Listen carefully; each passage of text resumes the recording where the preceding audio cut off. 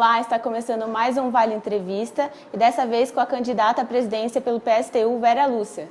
Candidata, muito obrigada por nos receber. Primeiro, eu gostaria de saber sobre o seu diferencial. Por que a senhora acredita que está mais preparada que os outros candidatos para assumir a presidência do Brasil?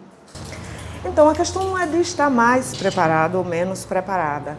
A questão está a que classe e a que setor da classe nós queremos servir. O nosso programa, ele tem como tarefa central, nessas eleições, de apresentar uma saída do ponto de vista econômico e político que atenda às necessidades da classe trabalhadora, que é produtora da riqueza nesse país e que, no entanto, fica à margem dela.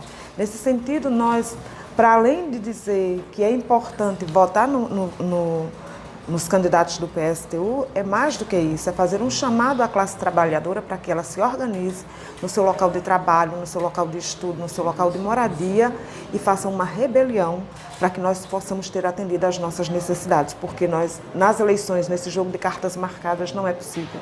E se a senhora for eleita, qual será a marca do seu governo? A primeira medida será chamar os trabalhadores a formarem os conselhos para que ele possa decidir sobre os rumos da economia e da política nesse país.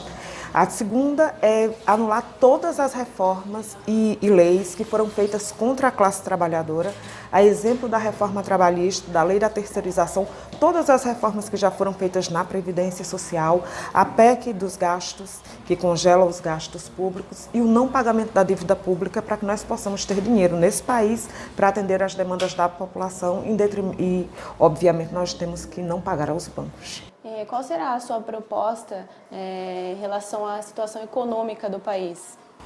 Então, o Brasil vive uma crise econômica de grandes proporções, né?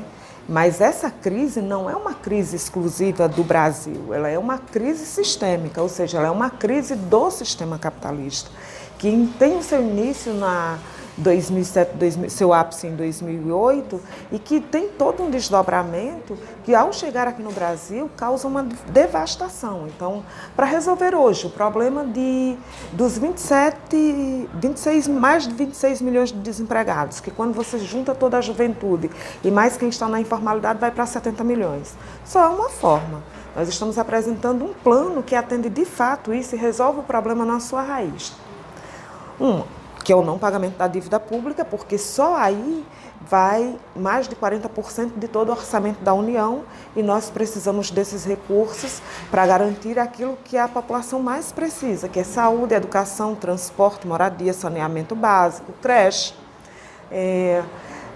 A expropriação e estatização das 100 maiores empresas desse país, porque nem é a que mais emprega, ao contrário, ela só emprega pouco mais de 2 milhões e concentra nessas 100 empresas mais de 50% de toda a riqueza que é produzida, e nós precisamos e nem são, a maioria nem sequer é brasileira, nós precisamos que essas empresas estejam sob controle dos trabalhadores, que seja estatal, que seja 100% brasileira e que toda a sua produção esteja voltada para garantir os empregos que se precisa nesse país. Redução da jornada de trabalho sem redução de salário, a reforma agrária que nós precisamos fazer, sem indenização do latifúndio. Não é possível que nós tenhamos terra agricultáveis como nós temos, toda a tecnologia que existe hoje, e nós tenhamos aqui nesse país mais de 16 milhões de pessoas que passam fome, e quando você vê toda a produção que é feita hoje, toda a tecnologia é voltada para exportação de carne, de soja, de açúcar,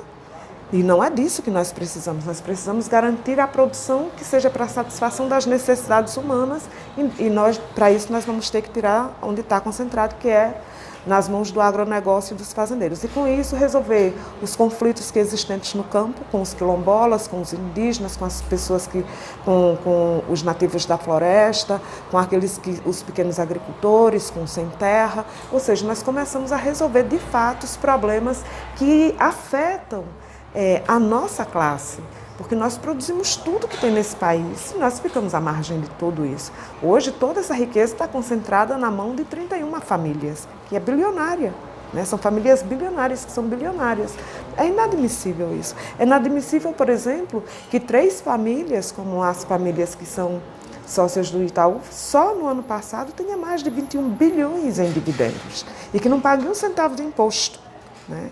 Então, também é preciso acabar com a farra dos incentivos fiscais, que não mande para fora as remessas de lucro das multinacionais. Aí sim nós começamos a resolver o problema da economia, que hoje afeta o nosso país, tirando o nosso país da crise, não da crise do ponto de vista econômico do capitalismo, mas tirando da crise a nossa classe, que produz essa riqueza e que é cada vez mais concentrada na mão de uns poucos bilionários.